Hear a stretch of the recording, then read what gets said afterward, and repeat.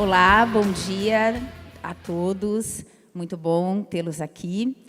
Antes de chamar os nossos dois convidados, queria contar para vocês que a secretária do audiovisual, a Joelma, teve um mal-estar e não vai poder comparecer. Mas nós vamos aqui com os dois secretários também dar conta do tema do audiovisual. Então, eu convido ao palco o secretário executivo, Márcio Tavares.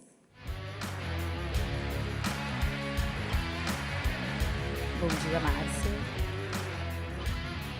E o secretário de Direitos Autorais e Intelectuais do Ministério da Cultura, Marcos Souza. Bem-vindo.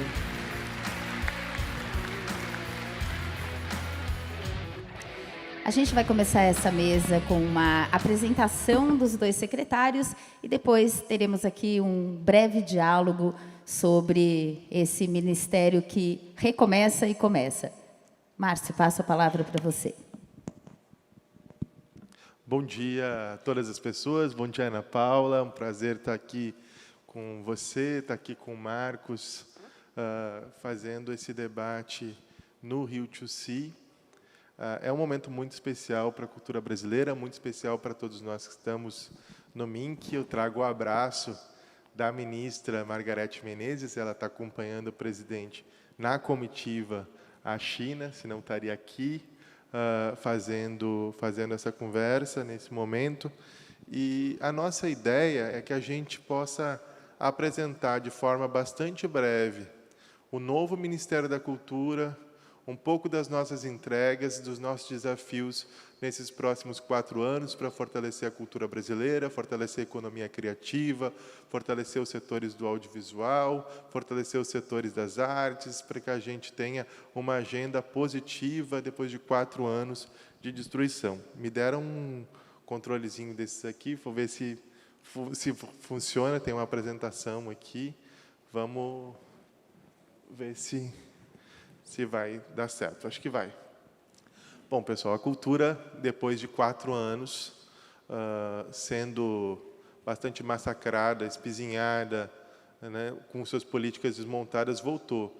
Voltou apresentando uma situação muito desafiadora para todos nós, porque a gente tem um cenário de recuperação econômica, de recuperação democrática do país, dos quais a gente está comprometidos. Felizmente, essa volta é uma volta, né, que é dotada de uma priorização por parte do governo. A cultura hoje tem uma possibilidade orçamentária única e isso tem se refletido também na possibilidade da recomposição de políticas. A ministra se preocupou bastante nesse começo em formar uma equipe bastante capacitada, plural, diversa, que desse conta desses desafios. Então, apresentar brevemente a nossa equipe, né? A nossa ministra dispensa apresentações, eu exerço essa função de secretária executiva, Marcos Souza, nosso secretário de Direitos Autorais e Intelectuais, vai apresentar mais profundamente sobre a sua pasta. O Enilton Menezes é o secretário de Fomento e Economia Criativa. A economia criativa volta a estar como uma das preocupações centrais da articulação do Ministério da Cultura, junto com uma agenda de fomento robusta.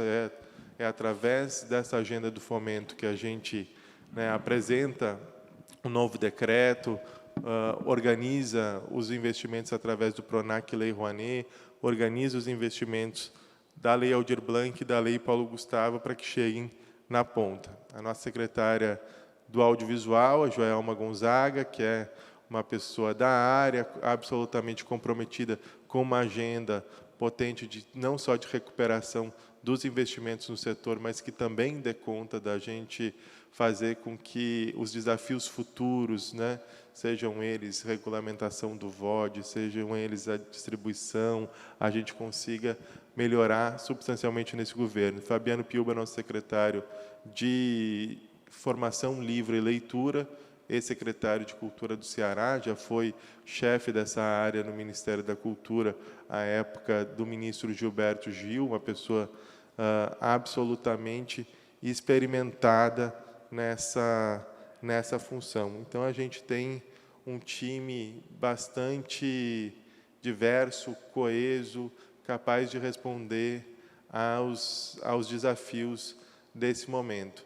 E o Ministério da Cultura tem 7 instituições vinculadas, vocês devem conhecer a maioria delas, né? O Leandro Graz assume o IFAM deve voltar a ter um plano de investimentos robusto no patrimônio material e uma agenda do patrimônio material. O IBRAM, com a Fernanda Castro, né, que volta a investir na infraestrutura museal, no Sistema Nacional de Museus. Essa é uma política que tinha sido deixada. O Alex Braga segue à frente da Ancine, né? A Maria Marighella é a nova presidenta da Funarte, com a responsabilidade de instituir uma política nacional para as artes e com a volta, né, de uma agenda robusta e de editais, né? Nós temos mais de 100 milhões de reais para editais na área de artes na Funarte. É um resultado bastante expressivo diante dos últimos anos de falta de investimento. Nós temos, além disso, né, o João Jorge comandando a Fundação Palmares. Dispensa que a gente falar sobre a importância simbólica dessa fundação. Nesse momento, estamos absolutamente comprometidos com o retorno, não só da institucionalidade, mas também, né, de uma institucionalidade com políticas públicas. Já retornou o Comitê Gestor do Cais do Valongo como patrimônio mundial, é uma agenda que o Ministério assumiu. A Fundação Casa de Rui Barbosa, com Alexandre Santini, ex-secretário das Culturas de Niterói, agora assume a casa, né, com a tarefa de recuperar a estrutura museológica e também garantir um avanço nas pesquisas, né, sobretudo direcionadas para que a gente possa avaliar as políticas públicas de cultura no país e melhorar a nossa qualidade e eficácia na gestão pública. E, por fim, o Marco Lucchesi chefiando a Biblioteca Nacional, um dos maiores patrimônios culturais do país, uma pessoa que já chefiou a casa, né, vindo com larga experiência na área de literatura. Então, esse é o time que a gente apresenta. E esse time já entregou algumas coisas nesses primeiros 100 dias. A primeira entrega que a gente fez foi a liberação dos recursos dos projetos que estavam travados sem qualquer tipo de motivação, né? Foram 946 projetos aprovados, cerca de R$ 1 bilhão liberados para a economia criativa brasileira. Essa ação já aconteceu nos primeiros momentos do governo. A gente iniciou uma nova política de editais também, junto das maiores patrocinadoras. 45% dos recursos do incentivo fiscal estão concentrados nos maiores patrocinadores. A partir de agora, e agora com um novo decreto, isso é permitido de forma regular, para que a gente possa se aproximar dos patrocinadores, construir editais públicos e aí sim, com interesse e conveniência da política pública desenvolvida pelo governo federal e também dos apoiadores da Lei Rouanet através do incentivo fiscal, a gente consiga aumentar a descentralização e a desconcentração dos recursos. A gente está muito firmes nesse propósito de garantir que isso aconteça. A gente sabe que todos os mecanismos de restrição aumentaram a concentração. O resultado das regras instituídas no governo anterior, além da descredibilização e criminalização do setor, foi a maior concentração de investimentos da história. Então, quanto mais essas regras são restritas, o resultado tende a ser maior concentração onde as coisas já acontecem. Então, a gente está adotando uma outra política. Só com o Banco do Brasil e o Banco do Nordeste, são 160 milhões. Em todos esses 2 editais, nós temos, né, o Banco do Nordeste exclusivamente para o Nordeste, mas no Banco do Brasil, o maior número de inscritos das regiões Norte, sobretudo Norte, Sul e Nordeste, que são as regiões que menos recebem aportes via Lei Rouanet. Nós temos também, como já comentei com vocês, essa retomada da gestão compartilhada do Cais do Valongo.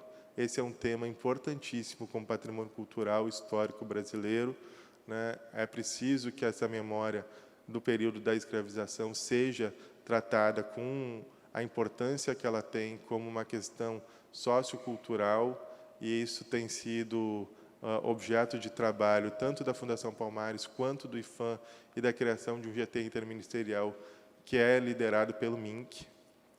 apresentamos um novo decreto do fomento, um decreto muito moderno, tanto nas regras de centralização, de transparência, com acompanhamento da CGU na construção de um processo com garantia de segurança processual e jurídica e com avanços com relação a temas como prestações de contas, tornando o regramento absolutamente moderno, contemporâneo, em linha com o que é de mais moderno na legislação brasileira. Nós conseguimos fazer também a liberação de R$ 1 bilhão nas chamadas públicas do Fundo Setorial do Audiovisual, dinheiro represado nos últimos 2 anos, são 450 milhões que já estão em contratação, 163 milhões com chamadas previstas, mais 25 milhões para coproduções, 6 milhões para recuperação e modernização de salas de cinema de pequeno porte, sobretudo onde não há sala de cinema, e mais 387 milhões de créditos para modernização e infraestrutura. Isso é algo absolutamente importante quando a gente fala da necessidade de criação de infraestrutura para a produção no país. Lançamos o edital Carolina Maria de Jesus, o maior edital para escritoras mulheres, um edital moderno, acessível, contemporâneo, para que o Brasil volte a investir na produção literária, é uma volta muito importante.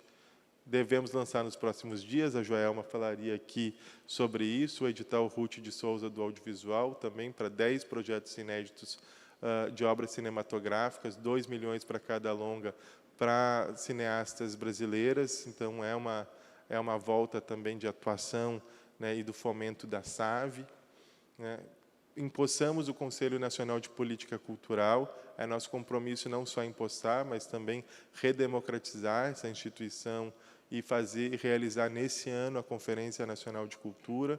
É uma ação que foi represada nos últimos anos, a gente precisa realizar, nós estamos comprometidos com isso. Então, nós temos desafios aí imensos na agenda política. A partir do mês que vem, a gente começa a implementar a Lei Paulo Gustavo, vamos implementar a Lei Aldir Blanc, fazer com que os recursos cheguem na ponta. Nós temos uma inovação jurídica importante para dar segurança processual para o conjunto desses atos, prioridade de governo para esse tema, e queremos fazer isso sempre em diálogo com a comunidade cultural, com a sociedade civil, como diz o final aqui da apresentação, com um MINC de portas abertas, em diálogo, em permanente construção para a qualificação das políticas culturais. Nós sabemos que essas políticas são centrais para que a gente retome o caminho do desenvolvimento, que o futuro do Brasil passa pela economia criativa e da criatividade, e que a democracia brasileira depende de um desempenho que seja efetivo e muito bem-sucedido dessa gestão. E isso depende de uma relação entre nós e vocês. O futuro do Brasil está sendo construído nesse momento, a agenda de futuro está sendo construída nesse momento, e o futuro da agenda do Brasil passa por a gente aproveitar aquilo que a gente tem de melhor, que é a nossa diversidade, os nossos talentos, a nossa gente, e isso significa investir em cultura e em economia criativa. Muito obrigado.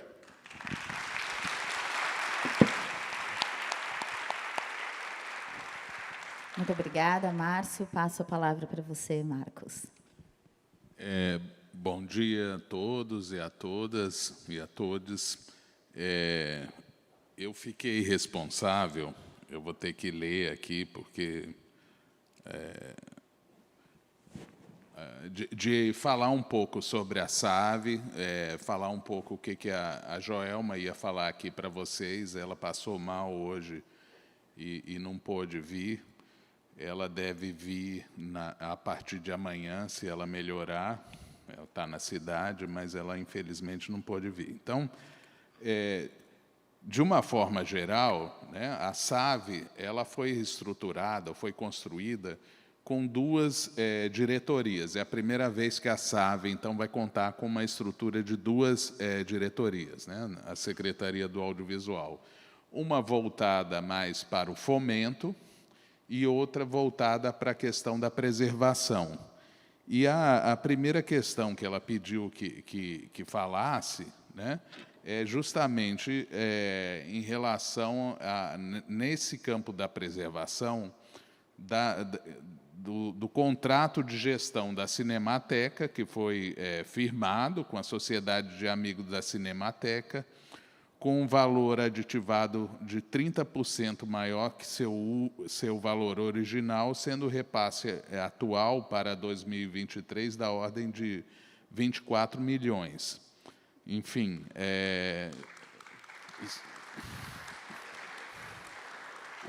uma outra ação que a SAV retomou foi o estudo da formulação dos instrumentos de fomento para o segmento de preservação audiovisual.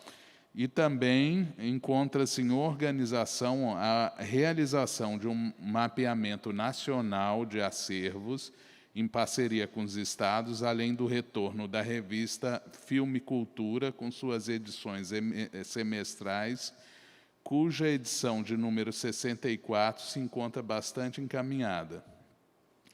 Também, em relação à Lei Paulo Gustavo, houve nós tivemos um cuidado especial na regulamentação da Lei Paulo Gustavo em função justamente do volume de recursos que é direcionado para o setor audiovisual, né?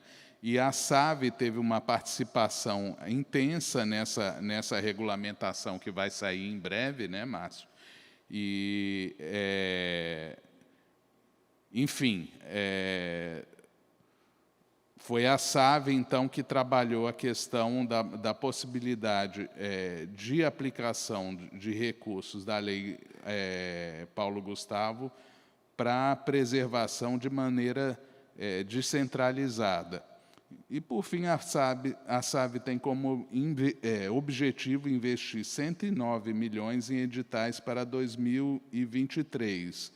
Os editais estarão voltados para desenvolvimento, produção, distribuição, formação, games, animação, preservação e para entrantes no mercado. E, além disso, em termos de uma agenda regulatória, vamos dizer assim, a SAV vai conduzir os trabalhos em torno da regulação do VOD, né? O Ministério se propõe, isso inclusive constou do programa de governo do presidente Lula, a regulação desse mercado de vídeo por demanda.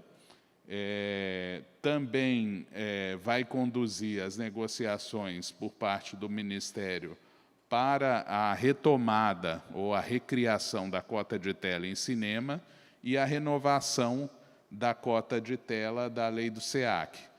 De uma forma geral, eu sei que talvez vocês quisessem escutar mais da SAV, infelizmente, foi o que deu para fazer de ontem para hoje, né, para a gente passar as principais mensagens que a Joelma passaria aqui. Agora, eu vou falar um pouco da minha secretaria, a Secretaria de Direitos Autorais e Intelectuais. Nós também temos duas diretorias, uma voltada para a atividade de gestão coletiva de direitos autorais, o Ministério tem a função de supervisão e fiscalização das entidades que fazem gestão coletiva de direitos autorais, onde aqui no Brasil é muito forte na área da música, né, com o sistema ECAD. Nós pretendemos revisar os normativos que regulam essa matéria da gestão coletiva para simplificar uma série de procedimentos que entendemos que tornaram o processo um pouco complicado, complexo e sem necessidade. E tem uma outra diretoria, que é a diretoria de regulação em direitos autorais, regulação entendido no âmbito interno, né, por meio de leis, decretos, portarias, instruções normativas, mas também no âmbito internacional, porque a gente tem uma agenda pesada, o Brasil é protagonista nas discussões sobre direitos autorais no mundo, lá no âmbito da OMP, e é essa diretoria que é responsável por tocar isso.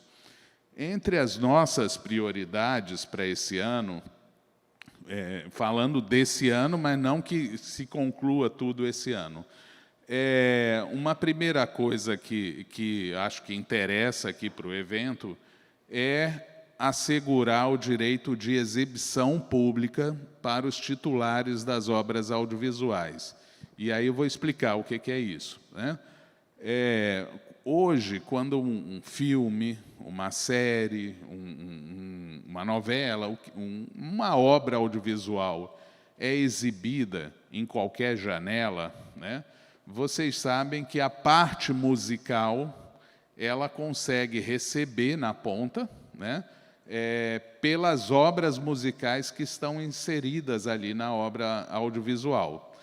No entanto, os titulares da obra audiovisual, propriamente, o diretor, o roteirista, atores e atrizes, os produtores, esses não têm, na lei de direito autoral hoje, o mesmo direito assegurado. A lei, então, ela contém um desequilíbrio, né, nesse campo da exploração da obra audiovisual, e uma dissonância com a legislação de outros países que possuem a mesma tradição jurídica que o Brasil. Então, está ocorrendo um fenômeno, né, de obras audiovisuais brasileiras, nacionais, exibidas no exterior. Esses países, principalmente da Europa e da América Latina, recolhem esses direitos, mas muitas vezes não repassam, porque aqui no Brasil, isso funciona por reciprocidade, aqui no Brasil nós não temos isso garantido na lei. Então, essa é uma luta que a gente vai levar, vai ser bastante complexa, vai demandar a união do setor como um todo. A gente já está conversando com as associações representativas dos vários segmentos do audiovisual, para levar adiante uma proposta no Congresso Nacional. Uma outra coisa que diz respeito também ao interesse aqui do evento, é a remuneração pelos conteúdos protegidos por direitos autorais nas plataformas, redes sociais, enfim, nos provedores de internet. Principalmente aí para o campo da música, do audiovisual e do jornalismo. Vocês devem ter visto alguma notícia que há em curso uma discussão em torno de um PL que ganhou o nome de PL das fake news, que na verdade é um PL que trata mais da regulação das plataformas, e nós da parte do governo, nós pedimos a inserção ou um ajuste no artigo que tratava dessa questão do direito autoral, prevendo a remuneração, então, para os titulares de obras musicais, audiovisuais, de conteúdos jornalísticos, pela utilização por parte das plataformas desses conteúdos.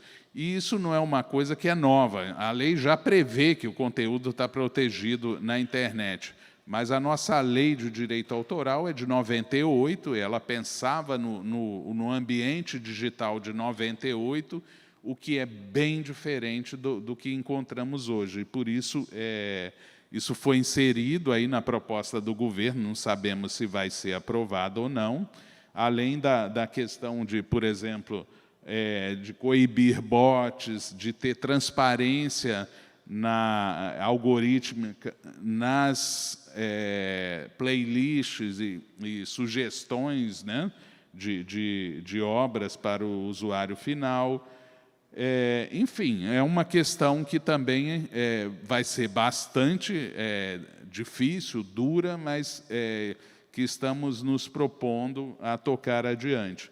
Por fim, não menos importante, a gente pretende deslanchar um processo de discussão para elaborar normas sobre mineração de dados, aprendizado de máquina e inteligência artificial generativa, na sua relação com o direito autoral. Esse é um tema também bastante complexo.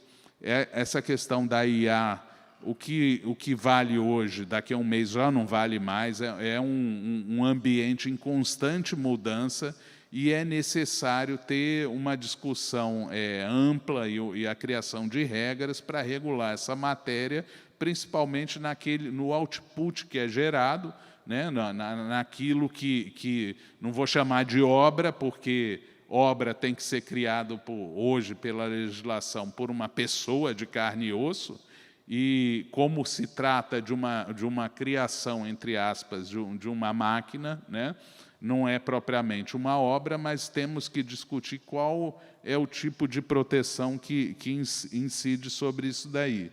Então, de uma forma geral, essa é a Secretaria de Direitos Autorais. Eu retorno agora a palavra para a Ana Paula para concluir a nossa mesa. Obrigado.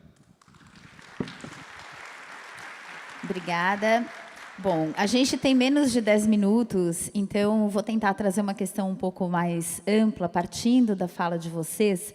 Então, o Márcio falou, né, do grande desafio. É um desafio de reestruturação, mas também de lidar com recursos muito amplos. Quem diria que teríamos esse desafio, mas temos. Eu acho que em tudo que foi colocado aqui, a regulação do VOD, ontem saiu a instrução normativa sobre a Lei Rouanet, e mesmo na questão dos direitos autorais, da propriedade intelectual, a gente volta a uma questão central, que é como equacionar a política de diversidade, a política de democratização com uma realidade do mercado. Um mercado cultural, que é um mercado cada vez mais global, cada vez mais concentrado. Então, quais são as diretrizes desse novo Ministério da Cultura para buscar esse equilíbrio entre as diferentes possibilidades do meio cultural, das indústrias criativas? Bom, Ana Paula, a diretriz número 1 é diálogo, mas sem esquecer o nosso papel regulador. Num país como o Brasil, o Estado tem um papel fundamental, tanto como um regulador entre as relações dos criadores com essas grandes plataformas, que são plataformas com poder e alcance global e que precisam ter uma mediação do Estado, nesse caso, para garantir uma equalização nessa relação de poder. A gente está disposto a fazer isso, mas por isso que a gente tem falado que isso precisa ser um diálogo entre aquilo que a comunidade cultural brasileira, o que os criadores estão desenvolvendo e aquilo que o Ministério está propondo. As nossas propostas vão, nesse momento de encontro, aquilo que são os debates mais amadurecidos no setor, tanto no que tange a regulamentação do VOD ou nas demais regulamentações que nós temos apresentado. Então, a gente está no estado da arte desse momento justamente por essa política de diálogo, porque a gente precisa garantir, né, a presença e a inserção da criação brasileira, tanto dentro do Brasil quanto no exterior. O Brasil é um grande mercado para todos no mundo digital, um dos maiores do mundo, tanto em acesso quanto em consumo, e isso precisa ter um resultado proporcional em visibilidade e em produção, para que a gente garanta que a produção cultural brasileira não se transforme em mais uma commodity do país. A gente precisa que isso seja um veículo e um modo de instituir um desenvolvimento sustentado, sustentável, dessa economia no nosso país. Então, a nossa diretriz caminha por aí, sempre pensando no Brasil como um todo, na diversidade cultural brasileira, nas diferentes regiões e nas vulnerabilidades que a gente tem como sociedade. E lembrando sempre que assim, a gente reconhece a importância e a relevância dessas plataformas e de outros mecanismos ou instâncias de mercado. Não se trata de uma coisa para também coibir o funcionamento, né? E sim regular para que o funcionamento do mercado seja em benefício de todos, né? Que tem segmentos, por exemplo, se você pensar na música e no próprio audiovisual, nem sempre todos estão sendo beneficiados igualmente por esse avanço tecnológico, por exemplo, que os serviços de streaming trouxeram. Então, é reconhecer que esse ecossistema existe e deve ser saudável, né? E a elaboração de regras regulatórias faz parte de tornar o ambiente saudável para todos. Bom, a gente tem mais uns 3 minutinhos, talvez, então vou fazer mais uma pergunta e pediria que vocês, a partir dela, também já fizessem uma fala final. Um dos temas centrais do Rio to Sea esse ano é a retomada também, essa palavra fica voltando, da ideia de soft power e da presença da cultura brasileira no exterior. Nas outras gestões do PT na cultura, houve algumas tentativas também nesse sentido e nunca é tão fácil concretizar, né, esse exercício de um certo poder por meio da cultura. Que Brasil é esse que vocês enxergam neste novo momento que pode viajar, que pode contribuir para uma recomposição também da imagem do Brasil no exterior?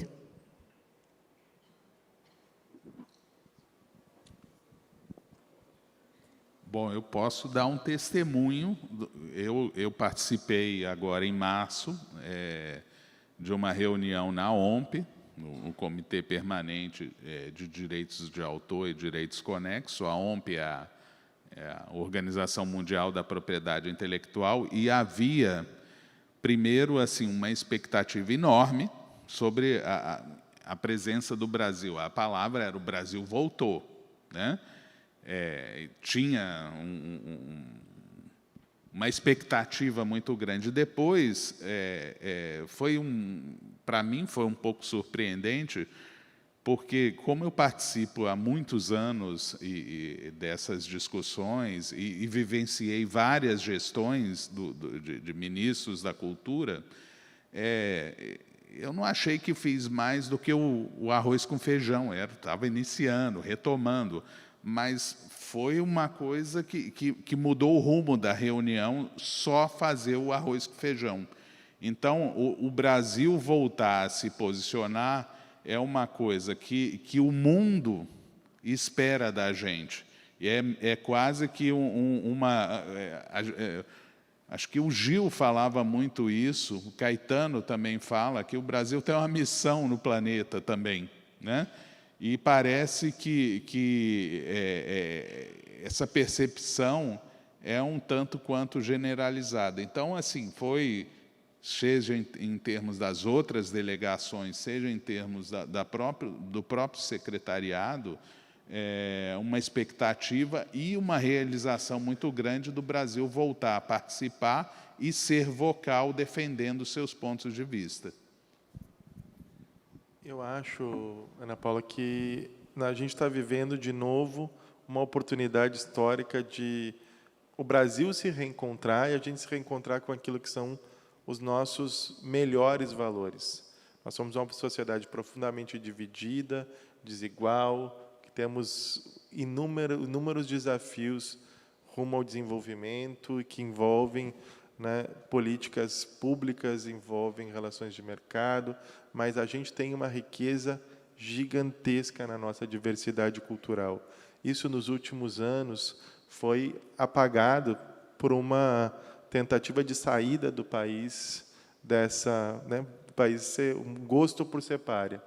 Eu acho que hoje o Brasil volta a participar do cenário internacional, volta para uma agenda global, e o que nós precisamos, e nós temos a oportunidade de projetar para o mundo, é justamente essa face que é a face daquilo que o Brasil tem de melhor, que é do talento, da criatividade das nossas pessoas, da diversidade regional que a gente tem para apresentar, a diversidade étnico-racial que a gente tem como uma possibilidade imensa de produção cultural nas mais variadas áreas, e é por isso que a gente precisa ter políticas assertivas para que a gente possa, dentro das janelas de exibição internacional, em todas as linguagens, mostrar esse Brasil que é o Brasil pelo qual o mundo está sedento de volta, que é um Brasil que pensa, defende as suas posições, está na vanguarda dos debates e que é profundamente criativo e tem um poder transformador, porque está no centro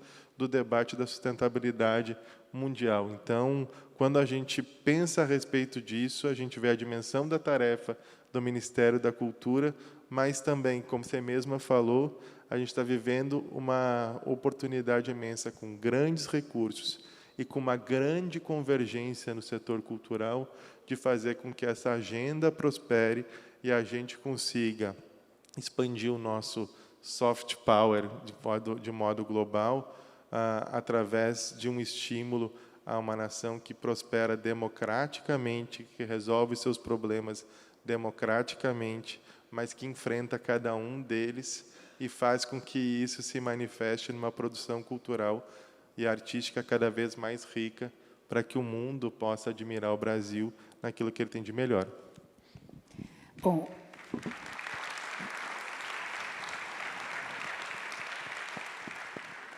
o relógio nos deu aqui mais alguns minutinhos, a gente não vai desperdiçá-los. Então, eu vou trazer aqui uma questão que acho que é de interesse de muita gente que está na plateia, que é a regulação do VOD. E eu queria saber se, dentro do governo, a ideia é prosseguir com os 2 projetos de lei do senador Humberto Costa e do deputado Paulo Teixeira, que já estão em tramitação no Congresso, ou se o governo deve criar um novo projeto a ser apresentado de uma outra forma. Veja, Ana Paula, a estratégia ela está na mesa de discussão. O que há de compromisso do governo? Nós vamos atuar firmemente para fazer a regulamentação do VOD. E nós queremos que sejam nos melhores parâmetros diante daquilo que o Marcos falou, para que as plataformas sigam prosperando, mas que, junto com ela, a criação brasileira prospere e a gente garanta a nossa janela de exibição e o nosso volume de produção e o financiamento da cultura brasileira para o futuro. Então, a gente pode e vai aproveitar, sem dúvida, os 2 PLs, pode, inclusive, dar continuidade em um deles, ou pode adotar uma outra estratégia conforme aquilo que for a melhor maneira da gente garantir a aprovação dessa regulamentação no Congresso. Nós estamos interessados em ter a maior efetividade no debate e a maior rapidez possível para que a gente garanta que a regulação saia ainda em breve. Eu passei os últimos 5 anos no Congresso, né? É um tema que levanta muitas discussões, não é fácil tramitar, e a gente vai ter que ser bastante inteligente em como utilizar esses 2 PLs que existem, né, na nossa estratégia para fazer avançar o mais rápido possível. Agora, lembrando, né, que todos aqui, o segmento de criação e de produção do audiovisual vai ter que estar engajado fortemente, né, presente em Brasília todas as semanas para fazer o seu lobby, né, pela aprovação do PL, claro, né, ajudando também a elaborar o próprio o contexto global da regulação e a própria estratégia de fazer avançar no Congresso. Uma medida provisória é uma opção? Vocês falaram em necessidade de ser uma regulação rápida. A gente sabe que o Brasil ficou atrasado em relação aos outros países na regulação das plataformas. Todos os instrumentos legislativos são uma opção. A gente precisa saber, de fato, aquele que vai ser o mais efetivo para garantir o resultado que a gente precisa, que é uma estrutura regulatória que seja boa para todos no Brasil, Ana Paula. Ótimo. Agradeço a presença de vocês. Temos alguns segundos, se ainda quiserem dar uma palavra final para a plateia. Lembrando que todos os temas que apareceram aqui nessa mesa vão ser retomados em outras discussões dentro do Rio2C Então, é uma mesa com desdobramentos ainda. Obrigada. Obrigado, Ana Paula. Quero agradecer a você, agradecer à plateia, agradecer a todos que estão apoiando o MINC, agradecer ao Rafael Lazzarini, através dele, a organização do Rio to Sea, parabenizar o MINC voltou inclusive a participar desses grandes eventos, a cultura voltou, que sejam 4 anos aí de muito avanço para todos nós.